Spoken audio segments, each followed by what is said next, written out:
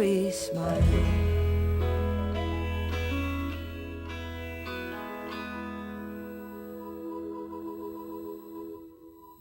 What is this dip?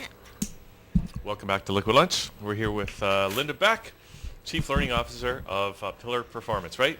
That's correct. Hi, nice Hi. to be here. It's great to meet you and have you on the show. Good. How are you liking it so far? I'm loving it. Marla was great. We're having a little hoot, little laugh back there. Hey, that's good. I like her. Okay, she can come back. She can come back. Tickled my funny bone there. Excellent. Yeah. Yeah, the guys here, they don't laugh, you know. Oh, they were laughing. No, Yeah, They what? were laughing. we're too busy. You were a little shocking, You guys though. better laugh a little more. Marla, you were a little shocking with some of your... You know what? They call me shocking, you know. But you know what? I'm only talking about anatomically correct things. That's I'm right. not swearing. But men can't handle that. And men are weird. You know, they have that commercial about, you know, the woman wanting someone to help her get Tampax, and no men, not even for their mother, not even for their dying mother, would go and get a box of Tampax. Like, you guys have major hang-ups. Of course, they're obsessed with their penises, you know, and that, again, is an anatomically correct term. I didn't say dick or anything. Whoops. Okay, let's go. Tell us about yourself. I'd love to. My business, Pillar Performance, as you mentioned, and my company does corporate training. I focus on working with organizations to try to maximize the performance and the engagement of the employees in their organizations. So to do that, I go into companies and I focus on developing customized training and coaching sessions with their employees. And I focus on topics such as emotional intelligence, which we talked about a little bit, team building, team dynamics, effective communication, facilitation skills, conflict management, a whole gamut of topics that I have researched and I put together training modules for organizations. That's great. Now, how did you get into this? How did I get into it? I was fired from my job. There was a big restructuring in an organization that I was in before, a large multinational corporation, and a big restructuring. And then I just kind of, you know, they said, actually, haven't thought about this for a long time, but they actually sent me on a, what do they call it? Outplacement, you know, when you get to figure out where you go with your life after they restructure you. We're firing you, so now here we'll pay for your That's right. readjustment, your re-education, right? That's Kind of right. thing. So I went through the whole process. What are my skills? What are my strengths? And the common thread was what I really loved doing was inspiring other people to get the most of what they do and what they love to do. And I like to talk to people, and I like to work with all different kinds of people, and that was kind of the common thread. So then I figured out how to market myself to, I started off by marketing myself to other larger training organizations and got my feet wet that way, and it just evolved from there. When I started my company, just over 15 years now, there were a lot of government programs available at that time too, so change management, transition, so I got my feet wet working with a lot of different companies then. I've worked with all three levels of government. I partner with some of the colleges in the area as well, so I work with some of their international students. I've trained people from Saudi Arabia, which was really interesting because I was surprised that they would even accept me as a facilitator with the, you know, the whole male-female dynamics going on there. Did you go to Saudi Arabia? No, to do they that? came here. They came here and they were trained on some technical issues, and then I also trained them on basically how to communicate well, to be a facilitator, because they were all educators as well. So train the trainer type thing, so communication skills, facilitation skills, managing the dynamics of difficult people at times as well. So that all came into it. Also trained, for the past 3 years, I've been training delegations from China that come here as well. And they want to learn the Canadian way of management and working with companies. So we put it was a 3-week program for them. Over a few hundred people came in on different delegations over a few months. And I worked with them, training them also on facilitation skills, and then where the college came in too, there was some technical training as well. There were some engineers, some animation people. There were also administrators from their local colleges that came. So they wanted to see a different perspective on education. So we did that. So it was lots of fun. So a lot of variety throughout the years of having my own business. And the common thread is the emotional intelligence. That's kind of my passion right now. And can you explain to us what emotional intelligence is and how one measures it? Absolutely. There's emotional intelligence, there's a lot of psychologists and psychiatrists out there right now that are kind of into this positive psychology mentality, which, if you think of a psychiatrist, you often think of, the debilitating things with our emotions. But in business now, there's a real push for, it doesn't have to be broke to fix it. It's kind of the positive mentality. And where emotional intelligence fits in there is it's EQ versus IQ.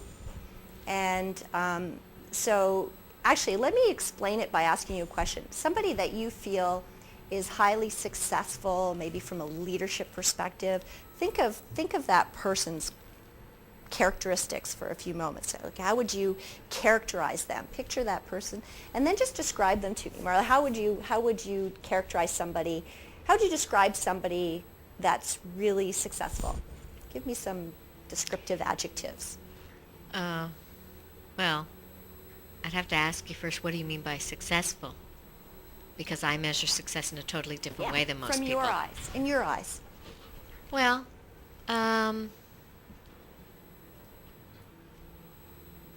I can tell you what I think is successful is encouraging people to be the best they can be. Good.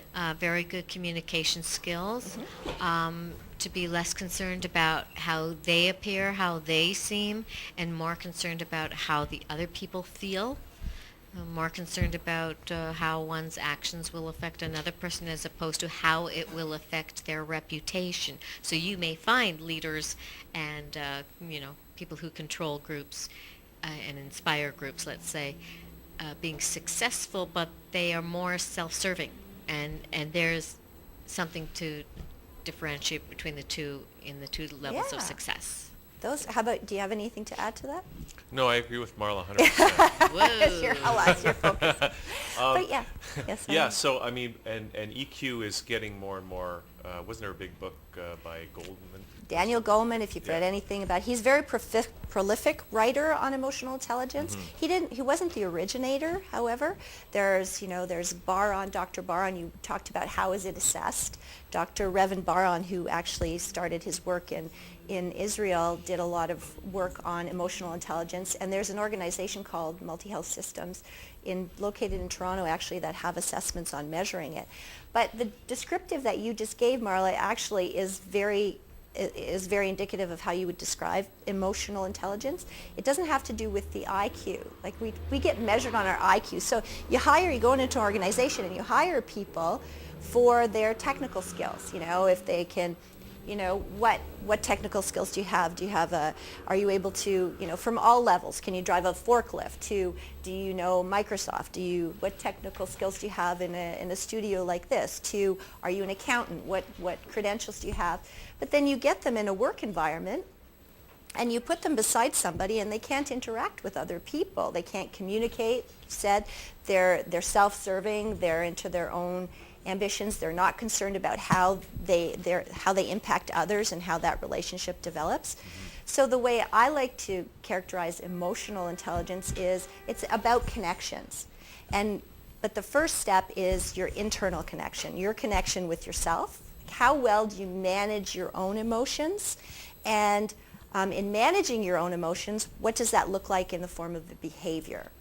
So because we all have emotions, and emotions are good things. It's okay to be angry, it's okay to be sad, it's okay to be happy, enthusiastic, those are all good. It's just how do those emotions manifest themselves in the form of a behavior? And if you're happy with that behavior, then that's fine. But if there's times where you think, gee, I shouldn't have said that, or I lost my temper, or I interacted with somebody in a way that was counterproductive, and in the business environment, this can be career limiting. So we start off internally, our own self-regard, our own self-awareness, how we feel about ourselves, and then it becomes interpersonal. So there's two major components of emotional intelligence, our internal component, and then what the impact of our behavior is on others, and are we cognizant of that? So am I empathetic about how you feel when I yell at you, or do I care? You know, do I understand am I building interpersonal relationships for a self-serving purpose, or am I building it to get the best out of the team and the team dynamics and effective communication and so on? So when you go into a company, are you there just to help them assess their people, or is this something like, can people be taught emotional intelligence? Because IQ is kind of something that you either got or you don't. You can learn skills, but you have to understand what you have to operate from your existing Yeah. IQ. How does it work with EQ? That's a really good question, because IQ, the typical standard right now is your IQ is set, as you mentioned, but there's a lot of brain research right now where they're thinking, it's called plasticity, and they're thinking that the brain can now be, it can all be reformed and re-energized, and those neurons will keep growing. But emotional intelligence has always been something that, yes, is learnable. And I do a bit of both, to answer your question. There is actually a scientifically validated assessment that you can take, like an IQ test, but it is an assessment. It's called the EQI. It's one that was developed by Dr. Baron. And there are many out there as well. Goldman has his own. Mayer and Savoy have theirs. I tend to like the Baron one, and also the organization that facilitates it is out of Toronto as well. So we can go in and do a pre-assessment, and then from that assessment say, okay, you're a little low on your empathy scale.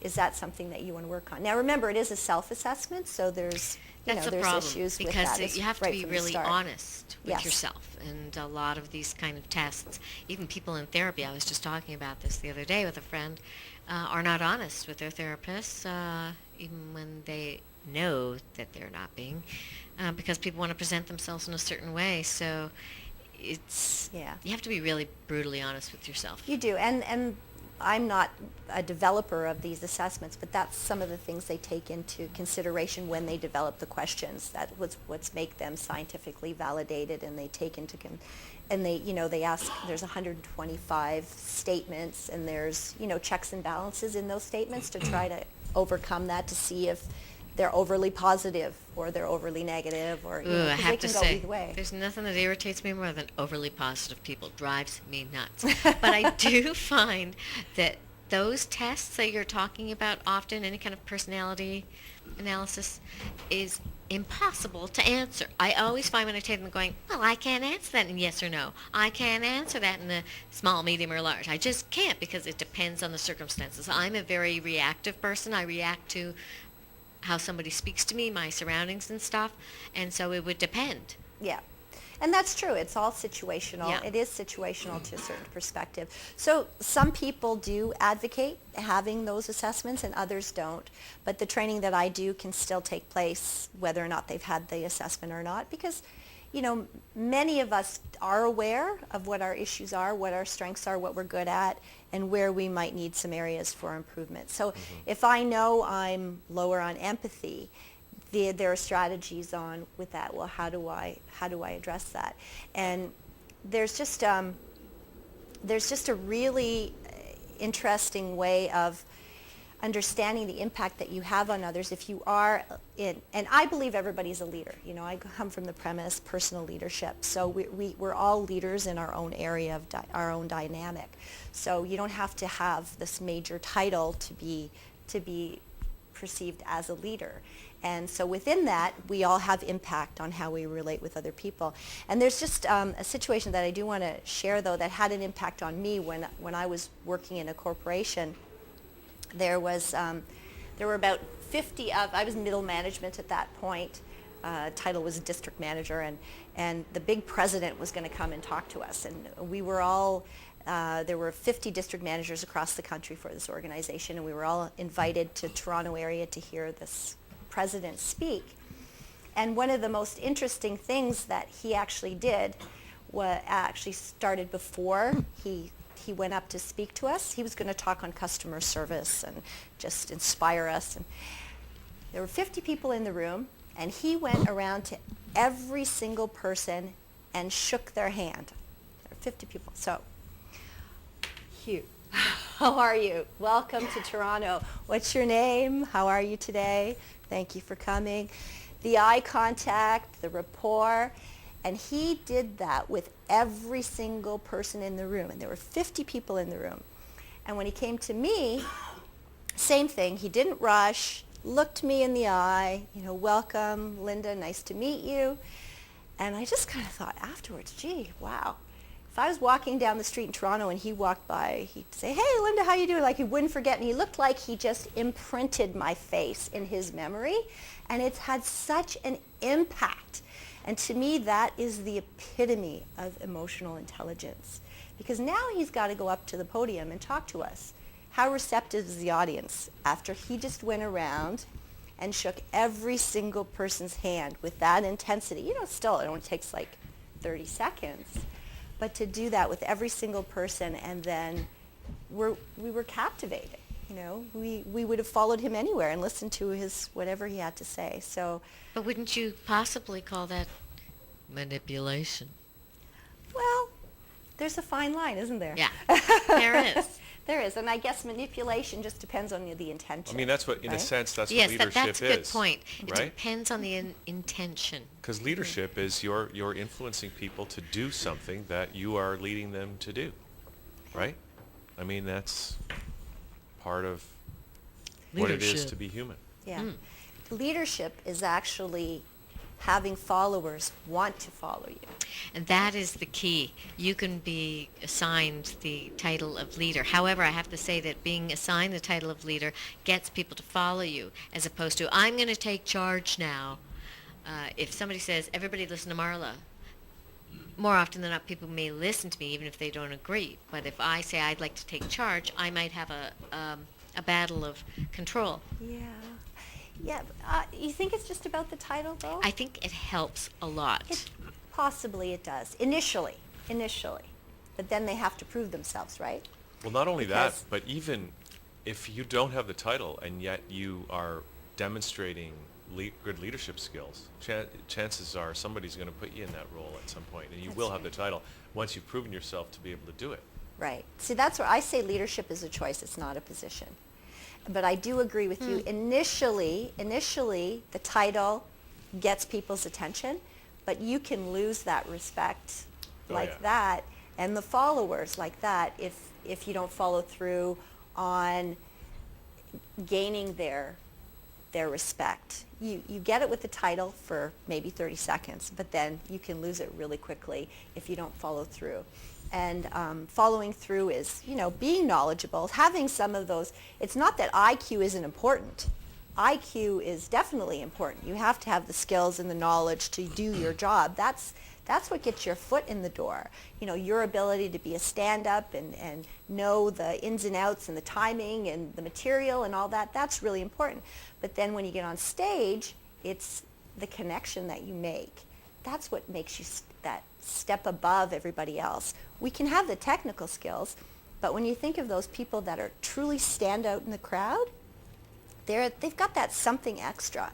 And that something extra, I believe, has a lot to do with their emotional intelligence. Because it has to do with the internal part, how assertive am I, how confident am I in myself, my own self-regard, my own self-awareness, and then how do I translate that to impact others.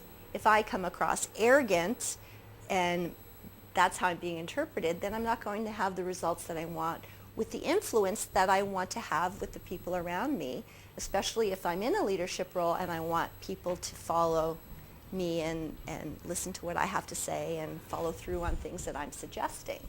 So Now, what would you do if, let's say, Hugh's company here, this show, hired you to help here with the staff? What would be your first step?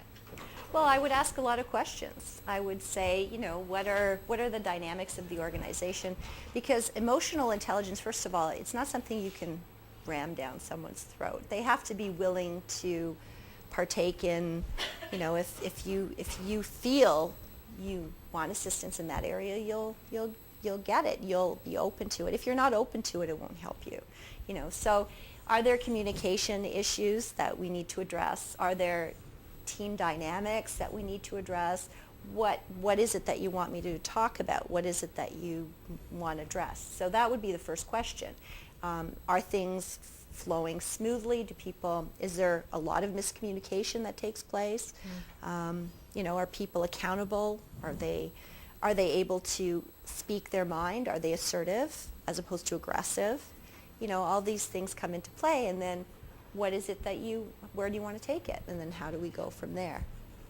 So then Now, I want to ask you, because you mentioned that you got into this because you were working in a corporate environment and you got downsized or whatever. Yes. Restructured. Yes. And a lot of companies, it seems, are under increasing money pressure, especially since this latest recession, right? And a lot of companies, even in good times, are under a lot of pressure financially. And I'm just wondering the receptivity to the service that you're providing, or are you finding a lot of companies we don't have the time or the budget for that? We just gotta fire a few people, Yeah. or we've got to cut costs, or we got to just be concerned about the money situation rather than what some people might call the soft skills that you're there to help facilitate. Yeah, absolutely. It's a budget line issue at times. I do work with the City of Toronto with new administration there. It's a consideration. Other How's Rob Ford's EQ? I got no comment on that one. Although I hear he calls everybody back. Does he call everybody back? That's what I heard. Personally? Is that what you heard? No, good. No, I love working with the City of Toronto. They're great people. They do a lot of hard work. Your question about budget line items, absolutely. It's, sometimes there's a cost to not doing something as well. And part of where emotional intelligence can help, it also helps with the recruitment phase, because we know that many organizations, I work with, as I mentioned, some of the colleges, and part of the recruitment process of some of the high-level administrators in the colleges actually do the EQI test prior to hiring people, along with a number of other tests. And what they found was just statistically that your success in a role, your performance and success in a role can be measured, like 25 to 40% of that success is more geared towards your EQ than your IQ, so than your actual technical knowledge. So as far as the cost question that you just asked, it has to do with, for instance, hiring, how expensive it is to get the right person in place. And this is a tool that can help you do that, just with the dynamics of the people around and how you want to go in, assess them, get the right person in the first time, and then you don't have to go through that whole dynamic. Yeah, absolutely. But yeah, when there's a budget issue, training's an easy thing to cut. It's a third party. And they'll make the wrong decision. They'll sacrifice long-term gain for short-term. Absolutely. And how do you measure that? See, that's also a difficult thing in my business, the ROI, return on investment. People often think, okay, well, let's do a one-day training course and we'll do a quick fix, or, but they're not clear on what their expectations are. So even return on investment, okay, well, how do you measure that? Because I can do a highly effective, received training session over a day or a number of days, but the measurement comes in through management of the business then. What do you want it to affect? Is it going to affect your attrition rate? Is it make communication more clear, less chance of communication issues and mistakes, more dynamics, more interaction with people, less conflict, more accepting other people's opinions without fighting about it, because conflict isn't necessarily a bad thing either. So all these, how do you measure it, right? Can you do that? Are you able to provide those kind of metrics to people who, the value in dollars and cents to potential clients? If organizations have it in place to measure the before and after, we can absolutely do that. But that takes a lot of upfront work and a lot of cooperation from many organizations and their management team prior to doing the training. So, what is it that you want to measure? Often companies will just say, like I said, just come in and do a communication, they need help with their communication, so do a 2-day communication workshop. But they often don't even have an estimate of what their expectations are. So that's something that consultants can come in and try to move towards. Well, what are your expectations? How will this be successful? How will you measure success at the end of this training? And what metrics do you currently have in place that we can then measure the before and the after? So there is some control that we as training consultants can take. It's a hard sell, though, because then we're getting into their numbers and their nitty-gritty and their private information, and often, just give them the training. Well, I guess sometimes too, it's apparent to everybody that there's maybe a bad work environment or just a poisonous atmosphere in the office that obviously, if you come in, you can hopefully help with some of that. Yeah, and sometimes just having the training session itself is motivating, because the way that I conduct my training is it's facilitation, which you alluded to earlier, I think. It's facilitation as opposed to lecturing. We're not just up there pushing content out to people. It's highly interactive, highly experiential. So the participants learn a lot from each other as much as they learn from the content. So it's an opportunity to say, okay, what are the issues? And that's what I really push for in my training workshops, is that what are your issues? And that's something that I do address with management prior to going in. What are the issues? Is there anything that's off limit that I'm not allowed to talk about? And hopefully they say no to that. And then we get them to put it on the table. Let's talk about it in a framework of the context of the material that they want presented. So a lot of the dynamics and the issues get addressed right in the workshop itself. So it makes it pretty powerful. It's a lot of fun. Now, we don't have a lot of time left, Linda. We're just about out of time. But besides the EQ, what else are you able to bring to companies when you do Well, your thank you stuff? for asking that. Emotional intelligence is a big part because it kind of permeates everything. I do conflict management. I do interpersonal skills on a variety of different levels. There's other, have you ever heard of True Colors? You might have heard of True Colors, no? That's another, it's a fun, it's a personality assessment too, but it's done in a really fun way where you just assign 4 color personalities to people. It's pervasive. It's known across North America. I know it. I've done that. Do you know Have what color you? you are? 2 colors? 4 colors. Do you know what Called color 4 you are? colors? I think I do. What color? I think I remember. I'm mostly green and blue. Green I and think. blue. Okay. Yeah. So green is the visionary, and blue is the people person. To kind of put it in a nutshell. What are the other colors again? Orange. Orange. Which is and what? Orange is the center of attention kind of person. The extrovert. The extrovert. Sales that loves guy. to do multitasking and just have fun on the job. And the other color is the gold, which is the very regimented, by the book. Type A personality? Yes, very organized. Geez, I very wonder what I dynamic. am. Yeah. Yeah. I bet she's green. When I did it, Yeah. most of the people were green. There was Oh, really? Yeah. Because green is the lowest percentage out there. really. Really? The highest percentage is the gold, which are 50%, over I'm 50% of North Americans. These are North American statistics, and are very regimented. People like to go from A to B to Z, and Well, I definitely like to go from A to B to Z. I definitely like Organized. to do things in order. I even eat on a plate in order. You're I've had gold. people Oh, say that they really? put 5 different things you're on a the fork. high gold then. You're a glittering gold. When you But eat a, but yet I'm not. you I mean, have an things are orange not in you, too. perfectly in order. I mean, well, look. I mean, I enjoy people and talking and. And if you're a stand-up comic, that's like the epitome of orange, center of attention. loving Yeah. Yeah, people. but and yet I don't want to be socially. Yeah. No. I know. We have necessarily. different hats in It's- different scenarios. Yeah. It serves its purpose. I actually didn't, personally, I fell into the field. I didn't seek it out, actually.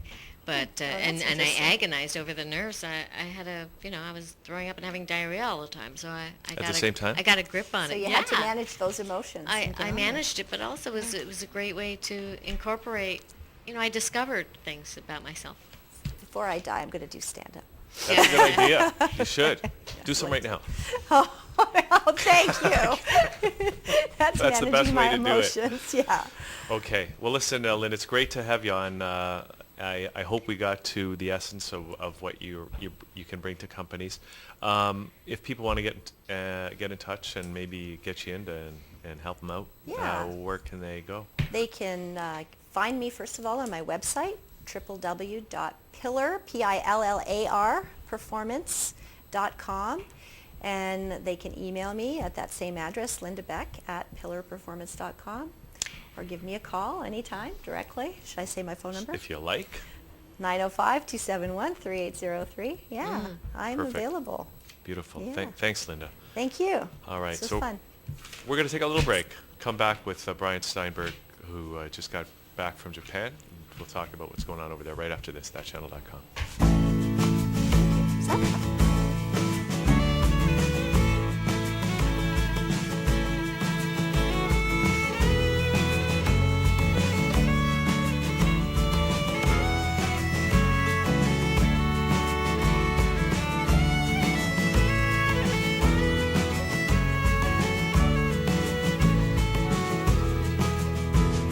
Well, hey there, darling. I can still hear your voice. You laughing song. Oh, it always left a mark. And even after a deep breath. When to start? Now. Wait. Can you just say like 2 or 3 words? Right? Test. 2 or 3 words. Okay, that's great. Organizations lose millions of dollars each year due to absenteeism and employee turnover. The major reason? Ineffective management. Pillar Performance works with organizations to develop leaders who inspire their staff, resulting in employees who are engaged and productive. We accomplish this by providing customized, personalized learning workshops in a variety of topics, including emotional intelligence, team dynamics, effective communication, and leadership. To contact us for more information, please contact Linda Beck at www.pillarperformance.com.